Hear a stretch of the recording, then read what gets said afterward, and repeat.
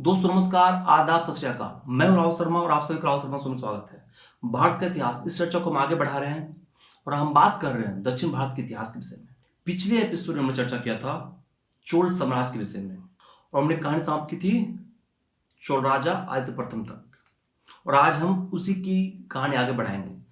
आदित्य प्रथम के बाद कौन राजा हुआ चोल साम्राज्य का, किसने शासन किया, सामाजिक आर्थिक जीवन कैसी थी, धार्मिक जीवन कैसी थी, सैनिक व्यवस्था कैसे भिन्न थी बाकी राज्यों से, और साहित्य कला का कितना विकास हुआ।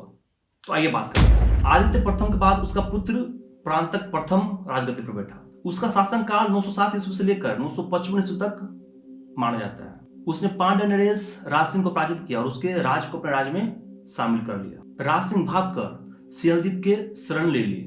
प्रांतक ने सिंहलदीप पर भी आक्रमण किया किंतु कोई लाभ नहीं हुआ।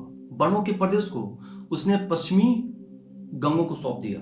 उसने पल्लव शक्ति को पूरी तरीके से नष्ट कर दिया, छिन्न भिन्न कर दिया और दक्षिण में नलौर तक अपनी सत्ता कायम की। किंतु इसी बीच कहानी में ट्विस्ट आता है। राष्ट्रकूट नरेश कृष्ण तृतीय ने गंगों के नरेश बुतुम की सहायता से प्रांतक को पराजित किया और कांची और तंजौर पर अधिकार भी कर लिया। इस तरीके से चोल राज छिन्न भिन्न हो गया। प्रांतक शैव धर्म को मानने वाला था, इसलिए उसने अनेक शिव मंदिरों का निर्माण भी करवाया। वह साहित्य प्रेमी भी था। उसके शासन काल में साहित्य कला का काफी विकास हुआ। प्रांतक प्रथम के मरने के बाद 30 वर्षों तक चोल साम्राज्य का इतिहास अंधकार में रहा, कुछ स्पष्ट नहीं है। उसका पुत्र गणरादित्य ने कुछ वर्षों तक शासन किया। चोल वंश का अंतिम जो स्वतंत्र शासक था वो राजेंद्र तृतीय हुआ। राजेंद्र तृतीय काल में आंतरिक कलह शुरू हो गया। सामंतों के बीच विद्रोह उत्पन्न हो गया और इधर पांड्य राज का विकास होने लगा, जिसकी वजह से चोल राज पूरी तरीके से छिन्न हो गया और पतन हो गया उसका। अब बात करते हैं चोलकालीन सभ्यता, संस्कृति और प्रशासन कैसी थी। चोल काल में दक्षिण की चारों ओर से विकास हुआ क्योंकि चोल राजाओं की शासन व्यवस्था अत्यंत मजबूत और सुदृढ़ थी। शासन तंत्र का प्रमुख कर्ता या केंद्र राजा ही होता था। वह राज्य का सर्वश्रेष्ठ अधिकारी होता था। पूरी राज्य का न्याय व्यवस्था, प्रशासन, सुरक्षा उसी की जिम्मेदारी होती थी। उसके आदेश मौखिक होते थे। उसके राज्य में कोई मंत्रीगण नहीं होते थे किंतु सलाहकार होते थे, जो जिन्हें वेतन तो नहीं मिलता था लेकिन इनाम के रूप में भूमि का कुछ भाग उन्हें मिलता था। अपने जीवन काल में ही राजा अपना उत्तराधिकारी चुन लेता था, जिसे युवराज कहा जाता था, जिसका राज्याभिषेक खूब धूमधाम से होता था। राजा अश्वमेध यज्ञ भी करता था और मंदिरों में खूब दान दक्षिणा दिया करता था। विशेष मंदिरों के नाम राजा के नाम पर रखे जाते थे और कुछ मंदिरों में तो राजा का प्रतिमा भी रखा जाता था। बात करें आर्थिक जीवन की तो अर्थव्यवस्था जो था वो कृषि प्रधान होती थी। जो राजा का आमदनी था, रेवेन्यू कह सकते हैं आप, वो कृषि होता था। जो भी कृषि का आय होता था उसका छठा भाग राजा को जाता था। बाजार में व्यापार के लिए सिक्कों और कौड़ियों का प्रयोग होता था। राज की आय राज परिवार, राज कर्मचारियों, जन कल्याण, सड़क निर्माण, मंदिर निर्माण में खर्च किया जाता था। स्वर्णकार, मूर्तिकार, धातुकार जैसे अन्य व्यवसाय भी होते थे। कांची वस्त्र उद्योग काफी उन्नतशील थे। अब बात करते हैं सैन्य व्यवस्था के विषय में। तो इस काल में सैन्य व्यवस्था काफी सुदृढ़ थी। इस मामले में जो चोल राजा थे वो काफी रणकुशल थे और बाकी राजाओं से कुछ अलग सुनने को आपको मिलेगा, जानने को मिलेगा। और वो अलग क्या था कि चोल राजा क्या करते थे कि जो भी खेतिहर होते थे, पशुपालन जो करते थे जानवरों का, उससे ही प्रशिक्षण दिया जाता था सेना का। और इस तरीके से सेना का एक बहुत बड़ा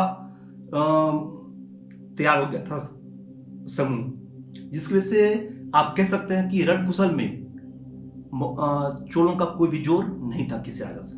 ब्राह्मण सेनापतियों को ब्रह्माधिराज भी कहा जाता था। मुकदमा स्थानीय संस्थाओं में पेश होते थे। जोड़ी की भी प्रथा प्रचलित थी, लेकिन अंतिम अभी जो थी वो राजा के पास ही होते थे। और जो न्याय व्यवस्था थी वो ज्यादा कठोर नहीं होती थी, सरल होती थी।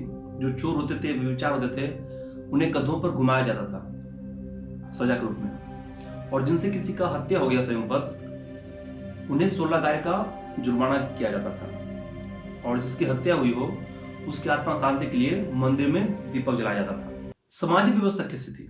चोल साम्राज्य में समाज जो है वो 4 वर्णों में बटा हुआ था। स्वजाति विवाह होते थे, अंतरजातीय विवाह भी होते थे। जातीयता के आधार पर मोहल्ले बनने लगे थे। समाज में स्त्रियों को सम्मान की दृष्टि से देखा जाता था। उन पर किसी भी प्रकार का प्रतिबंध नहीं लगा हुआ था। तमिल समाज में सती प्रथा अभी भी प्रचलित थी। कुछ स्त्रियां देवदासियां भी होती थी। वो नृत्य में काफी निपुण होती थी और कुछ देवदासियां विवाह करके गृहस्थ जीवन भी व्यतीत करती थी। बात करते हैं धर्म की, तो किस धर्म के चोल समाज में प्रचलन थी, किस धर्म को लोग मानते थे, आइए बात करते हैं। चोल शासक शैव धर्म को मानने वाले थे। उनके समय में दक्षिण में शैव धर्म का काफी उन्नति हुआ, काफी विकास हुआ। वैष्णव धर्म के प्रति भी वे उदार थे, श्रद्धालु थे, श्रद्धा रखते थे। बौद्ध और जैन धर्म के प्रति भी वे दयालु थे। अब अंत में बात करते हैं कि साहित्य में कितना विकास हुआ इस काल में। इस काल में तमिल साहित्य का काफी विकास हुआ। चिंतामणि, सूलमणि, कलिक तुर्पानी प्रसिद्ध ग्रंथ है। कम्मन की जो रामावतारम है वो विश्वविख्यात ग्रंथ है। बौद्ध विद्वानों में बुद्धमित्र ने वीर सोलियम की रचना की। इस काल में संस्कृत का भी काफी विकास हुआ, आज की तरह ही। वीडियो अच्छा लगा तो लाइक करें, कमेंट बताएं क्या अच्छा लगा और चैनल को सब्सक्राइब करना ना भूलें। Thank you so much.